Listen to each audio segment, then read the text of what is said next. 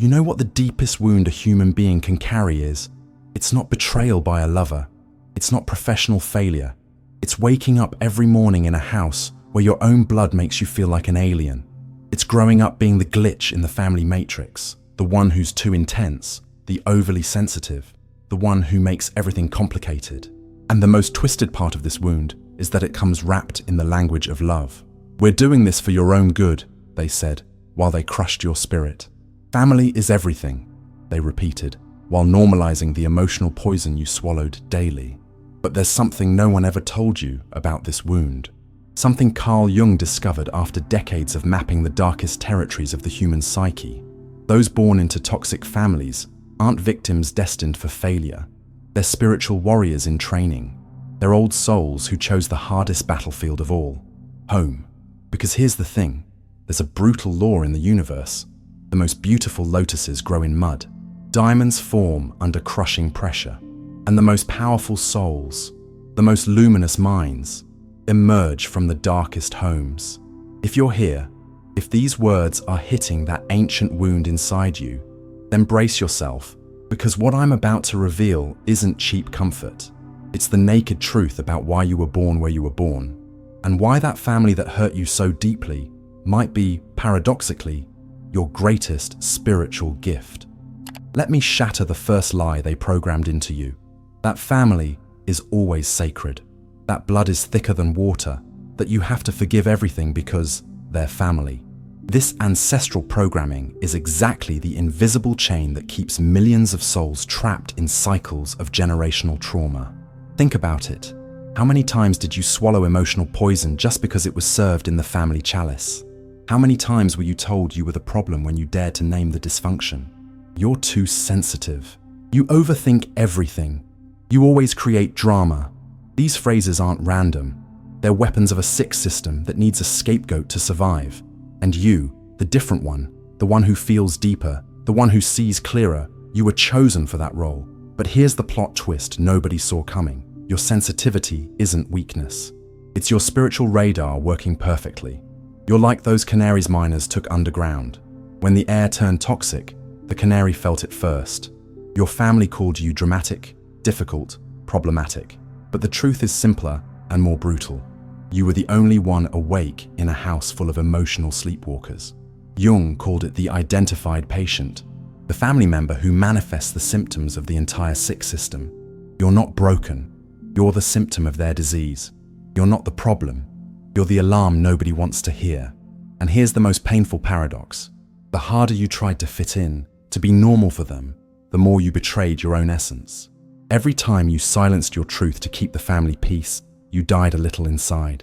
Every time you accepted their distorted version of who you are, you sold a piece of your soul. The price of belonging to a toxic family is to stop belonging to yourself. But there's something even deeper here. Something Jung discovered that can shift your entire perspective. Toxic families aren't cosmic accidents. They're spiritual boot camps. They're the forge where the most resilient souls are shaped.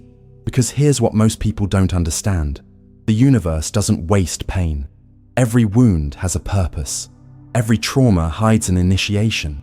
And your family, as toxic as they are, was specifically chosen for your evolution. Not as punishment, not as karma, but because your soul knew it could transform that poison into medicine, that it could transmute that darkness into light. The question isn't why you got that family. The question is, are you ready to discover the hidden gift in your deepest wound? The invisible cost of being born into a toxic family goes way beyond childhood. It infiltrates every cell of your being. It becomes that voice in your head when you're alone. You're not enough. Nobody will ever get you. Better keep quiet. It's not worth it. That voice isn't yours. It's the echo of 1,000 moments where your truth was invalidated, where your pain was minimized, where your light was dimmed because it made them uncomfortable in their darkness. And here's the cruelest part. You started doing their job for them. You became your own executioner. Every time you self-sabotage, you're repeating the pattern. Every time you settle for crumbs of love, you're honoring their programming. Every time you apologize for existing, you're perpetuating their toxic legacy. Jung called it the family shadow, that invisible psychic inheritance you carry without even knowing it. It's like an emotional virus passed down through generations. Your grandfather had it. Your father inherited it. And now it lives in you, waiting to be passed to your children. Unless you wake up. Unless you break the cycle. But breaking the cycle hurts like hell. It hurts more than staying asleep. Because waking up means seeing the naked truth. That the family who should have protected you was the one who hurt you most. That the place that should have been your sanctuary was your battlefield. That the people who should have loved you unconditionally put impossible conditions on their love. Be who we want you to be and we'll love you. Betray your essence and you'll have a seat at this table. Kill your authenticity and you'll be one of us. The price was always your soul, and many pay it without question. They become emotional zombies. They function, work, marry, have kids. But inside, they're dead. They repeat the patterns. They perpetuate the pain. And they call it normal life. You can't do that. And that's your curse and your blessing. You can't sleep like they do because you were born too awake. You can't pretend everything's fine because your soul screams the truth. You can't settle for scraps because you know what the feast tastes like. And this puts you in an impossible position. If you stay and play their game, you die inside. If you leave and break the rules, you become the villain in the family narrative, the ungrateful one, the one who abandoned their family, the one who thinks they're better. Damned if you do, damned if you don't. But there's a third option no one taught you. A way out that Jung mapped for souls like yours. It's called individuation. And it's the most heroic and terrifying process a human being can undertake. It's the path of the spiritual warrior who decides, I save myself, even if it means losing everyone else. It's the decision to choose your soul over their approval, your truth over their version of reality, your light over their comfort in darkness. And yes, you'll lose things. You'll lose the illusion of belonging. You'll lose the comfort of unconsciousness. You'll lose the victim identity that, while painful, was familiar. But what you'll gain, what you'll gain is something they can never understand or take away. The freedom to be who you really are, without apologies, without explanations, without asking permission to exist in your own skin. Carl Jung spent decades descending into the depths of the human psyche, and what he found there would forever change our understanding of family trauma. He discovered that every family is a living psychic organism, an energy field where the unconfronted shadows of parents become the destiny of their children. Nothing influences children more, Jung wrote, than the unlived lives of their parents. Let that sink in. The depression your mother never healed, the rage your father never expressed, the dreams they abandoned, the fears they never faced, all of it didn't disappear. It transferred to you. You became the living container for their shadows. Jung called this the family unconscious. That invisible matrix of patterns, traumas, and secrets that flows like an underground river through generations. And you, the sensitive one, the different one, the problematic one, you're the one who feels the current of that dark river most strongly. That's why you were drowning in that house. Why you couldn't breathe. You were carrying not just your pain, but the unprocessed pain of your entire lineage. But here's the revelation that changes everything. Jung also discovered that in every toxic family system, there's born what he called the carrier of renewal, a soul that comes equipped with the sensitivity to feel what's wrong and the potential strength to break the pattern. That's you. You weren't born sensitive by accident. You were born sensitive by design. Your pain isn't punishment, it's initiation. Your wound isn't your weakness, it's your portal of transformation. Jung explained it through the concept of individuation, the heroic process by which a human being separates from the unconscious family mass and becomes who they truly are. It's like a second birth, but this one isn't physical. It's psychic, it's spiritual. It's the moment you stop being the son of, or the daughter of, and become your own sovereign being. Individuation requires what Jung called the sacrifice of the infantile ego. That ego that still seeks daddy's approval, that still begs for mommy's love, that still believes if it's just good enough, they'll finally see you, love you, accept you. That ego has to die, and it hurts like hell, because dying psychologically while remaining physically alive is the most terrifying experience there is. It's being in limbo between who you were and who you're becoming. It's the desert between slavery and the promised land. But on the other side of that death is your rebirth. Jung knew this. That's why he wrote, "The meeting with oneself is at first the meeting with one's own shadow." Your family was your first projection screen. As long as you keep blaming them, you remain chained. As long as you wait for them to change, you remain enslaved. As long as you need their validation, you remain a child. Individuation is accepting something brutal. They will never give you what you need. Not because they're evil, but because they can't give what they don't have. You can't draw water from a dry well. You can't receive unconditional love from someone who never experienced it. You can't expect understanding from someone disconnected from their own soul. Jung had a phrase that captures it all. Until you make the unconscious conscious, it will direct your life, and you will call it fate. Your fate isn't to repeat their story. Your fate is to write your own, with your own blood if necessary, with your own tears as ink, but yours, authentically, painfully, gloriously yours. And now we reach the turning point, the moment everything changes. Because there's something wounded souls from toxic families don't know about themselves. Something Jung discovered that can set you free forever. Your wound is your gift. Let me say that again so it penetrates your defenses. Your wound is your gift. Every time they rejected you, you developed profound empathy. Every time they invalidated you, you sharpened your perception of truth. Every time they tried to extinguish your light, it became more resilient. You're like steel forged in fire. The more heat, the stronger it becomes. Those who grew up in normal families never developed your strength. They never had to question reality.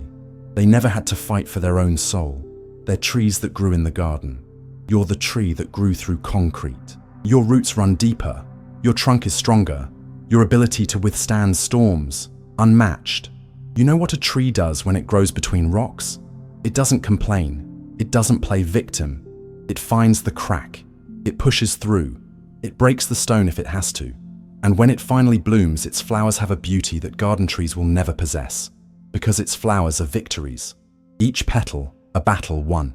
Jung called it the transcendent function, the soul's capacity to transform poison into medicine, darkness into light, wounds into wisdom. And you have it. You developed it by surviving. Now it's time to use it consciously. The shift begins with a brutal decision. Stop waiting for them to change. Stop needing their approval. Stop begging for crumbs of their conditional love. The moment you accept you'll never be enough for them, you free yourself to be enough for yourself. It's paradoxical. It's illogical. It's the most liberating truth you'll ever discover. Your power isn't in winning their love. Your power is in not needing it. Your victory isn't that they finally see you. Your victory is seeing yourself with crystal clarity. Your healing doesn't come from their apology. Your healing comes from forgiving yourself for believing their lies about who you are. And here's the final twist that changes everything. When you stop needing them, something magical happens. Some will drift away, unable to relate to you without manipulation. Let them go. They're prisoners choosing their chains. But others, maybe one or two, will see your transformation and wake up. Your light will show them there's another way to live. Your freedom will whisper that they too can be free. You won't save them. Nobody saves anybody. But your example will plant seeds. And maybe, just maybe, those seeds will sprout when they're ready. Jung said, know all the theories, master all the techniques, but as you touch a human soul, be just another human soul. Your human soul, healed and whole, is the greatest gift you can offer the world. Not despite your story, because of it. Because only someone who's known darkness can guide others to the light. Only someone who's been lost can show the way home. And home, you'll discover, was never a place. It was always you. We've reached the end of this journey, but your real journey is just beginning. I've shown you the map Jung drew. I've revealed the paradox of your wound. Now the question is, what will you do with this truth? Because knowing isn't enough. Knowing without acting is another form of self-betrayal. And you've betrayed yourself enough. You've waited long enough. You've suffered more than enough. The time has come to choose. Will you remain a prisoner of war in your own life, or will you become the spiritual warrior you came here to be? Don't fool yourself. This path isn't for cowards. Individuation requires courage most will never find, facing your shadows while they sleep comfortably in theirs, healing your wounds while they perpetuate them, breaking the cycle while they feed it. But you're not most people. If you were, you wouldn't have made it this far. You wouldn't have resonated with every word. You wouldn't feel that fire in your chest saying, "It's time." So I leave you with a challenge, an invitation, a provocation. For the next 7 days, practice one thing. Every time you feel the impulse to seek their approval, stop, breathe, and ask yourself, what would I do if I knew I was already enough? Every time you hear their voice in your head diminishing you, stand up, close your eyes, and repeat, that voice isn't mine. I choose my own truth. It's simple. It's not easy, but it's the beginning of your liberation. And if you've made it this far, if every word resonated in your oldest wound, then let me know you're not alone on this path. Type these 3 words in the comments.